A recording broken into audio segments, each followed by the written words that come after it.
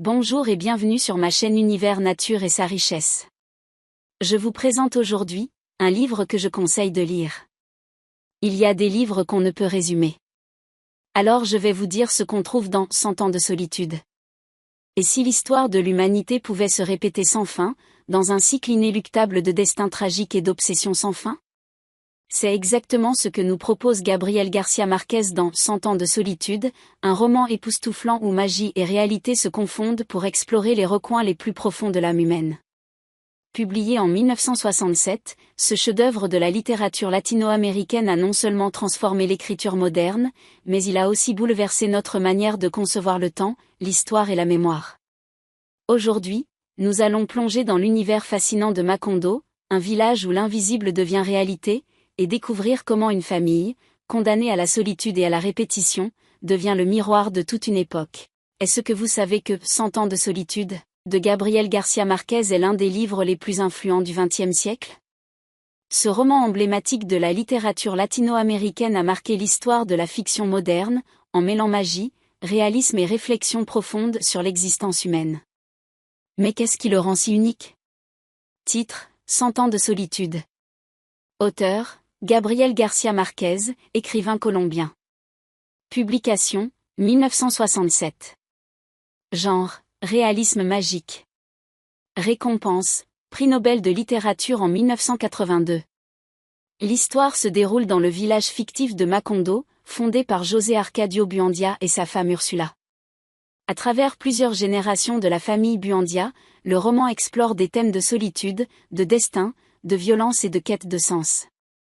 Les membres de cette famille semblent condamnés à répéter les mêmes erreurs, et les événements surnaturels se mêlent au quotidien de façon presque banale, un élément clé du réalisme magique qui caractérise le roman. Les thèmes principaux du roman. L'isolement. L'isolement est l'un des thèmes centraux du livre. Macondo, le village où tout se passe, est un endroit isolé du monde. Cet isolement se répercute sur les personnages, qui vivent chacun dans une forme de solitude intérieure, parfois même spirituelle ou émotionnelle. Le fait que les membres de la famille Buendia répètent sans fin les mêmes erreurs montre l'impossibilité d'échapper à un destin tragique. Le réalisme magique. Ce que l'on retient souvent de 100 ans de solitude, c'est son style unique, le réalisme magique. García Márquez intègre des éléments surnaturels de façon fluide dans un monde apparemment normal. Par exemple, l'histoire de Remedio la Bella, qui monte au ciel, est racontée sans aucune surprise, comme si c'était un événement ordinaire. Le destin et la répétition. Un autre thème clé est celui de la répétition des générations. Les Buendia semblent condamnés à revivre les mêmes erreurs. Les mêmes prénoms se transmettent de génération en génération, et les personnages semblent être prisonniers d'un cycle de violence, de passion et d'échecs. Ce thème reflète aussi les luttes politiques et sociales de l'Amérique latine, où l'histoire semble se répéter sans fin. La critique sociale et politique. García Márquez utilise aussi 100 ans de solitude pour explorer les conflits politiques et sociaux qui marquent l'histoire de la Colombie et de l'Amérique latine en général.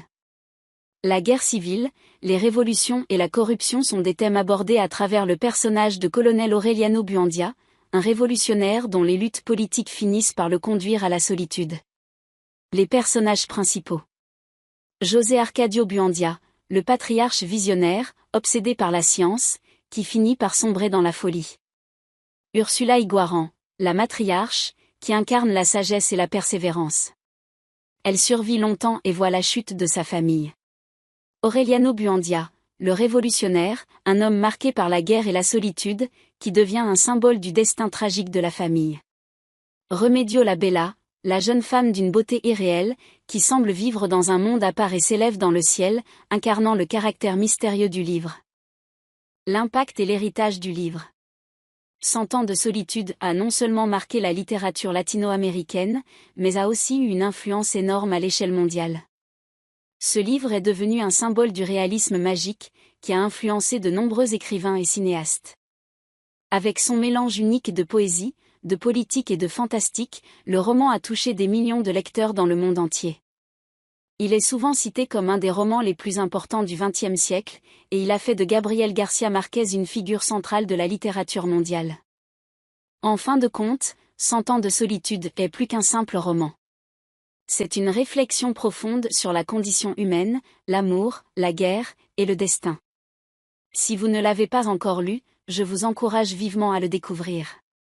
Il vous emmènera dans un voyage fascinant à travers l'histoire et l'imaginaire. Résumé du livre.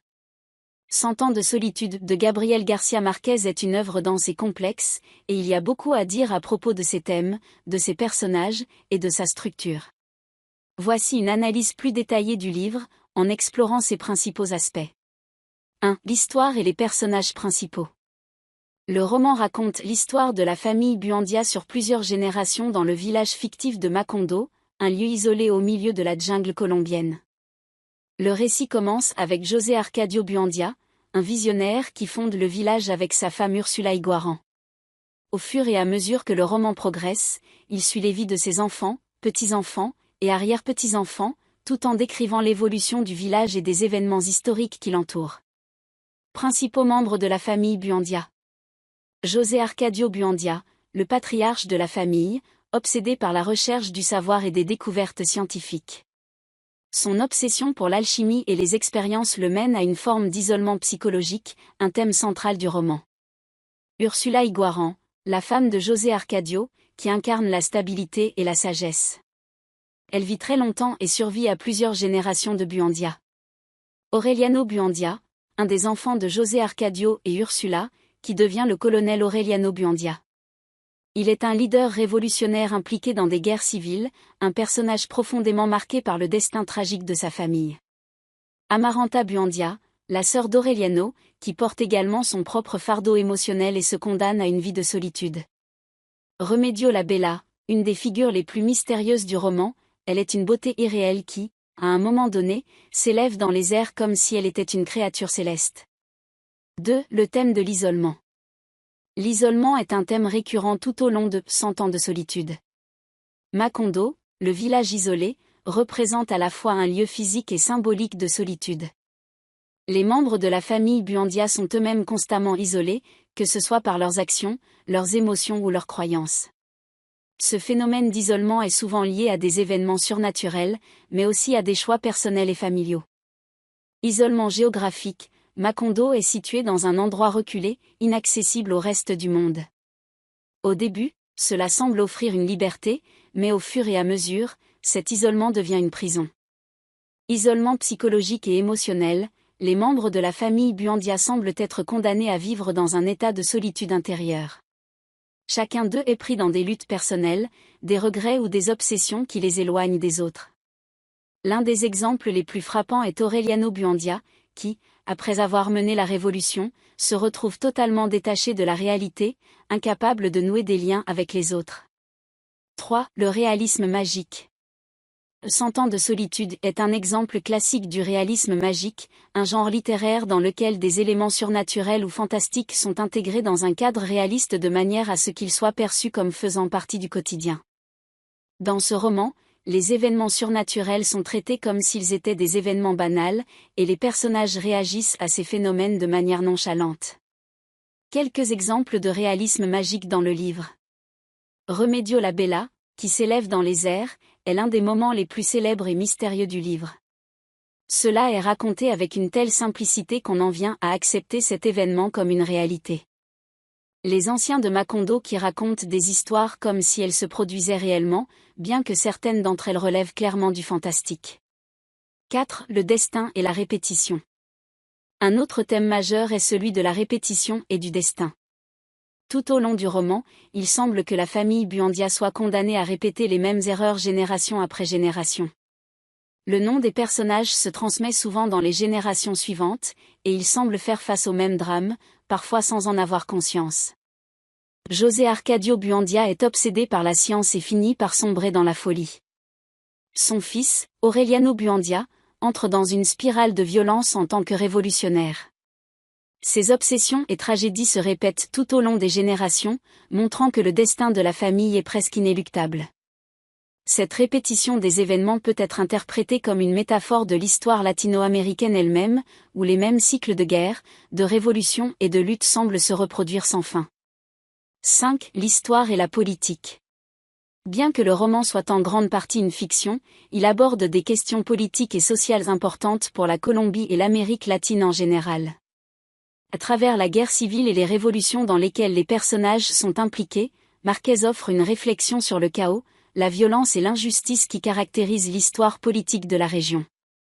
La guerre civile et la révolte, Aureliano Buendia, le colonel révolutionnaire, se trouve pris dans un cycle de guerre civile qui ne semble jamais se terminer, ce qui reflète les conflits internes qui secouent l'Amérique latine. Le village de Macondo devient un microcosme de ces luttes politiques. 6. La symbolique et l'imaginaire. Le roman regorge de symboles et de métaphores qui enrichissent l'expérience de lecture. Par exemple, Macondo lui-même est un symbole de l'innocence perdue et du rêve utopique. Au départ, Macondo est un lieu d'espoir et de création, mais il finit par sombrer dans la décadence, ce qui peut être vu comme une réflexion sur la perte de l'innocence. Les lettres et les archives, au fur et à mesure que la famille Buendia tombe dans la ruine, les documents et les lettres deviennent des éléments clés pour comprendre le passé et les erreurs de la famille. Cela symbolise le lien entre mémoire, histoire et identité. 7. La fin du roman. La fin de 100 ans de solitude est aussi une conclusion tragique et cyclique. Le dernier Buendia, Aureliano, le fils d'Aureliano II, découvre qu'il est destiné à vivre la fin de la lignée familiale. Le destin de la famille Buendia est enfin accompli avec la révélation d'une prophétie ancienne qui prédit la disparition du nom Buendia et la fin du village de Macondo. Conclusion. 100 ans de solitude est une œuvre d'une profondeur exceptionnelle, mêlant réalisme magique, critique sociale, et réflexion sur le destin et la mémoire collective. En explorant les vies de la famille Buendia, García Márquez nous invite à réfléchir sur les cycles de l'histoire, la condition humaine et l'inéluctabilité du destin. Ce roman a non seulement marqué la littérature latino-américaine, mais a également profondément influencé la littérature mondiale. Si tu souhaites approfondir un aspect particulier du livre, je serai ravi de discuter de plus de détails. Et vous, qu'avez-vous pensé de ce livre?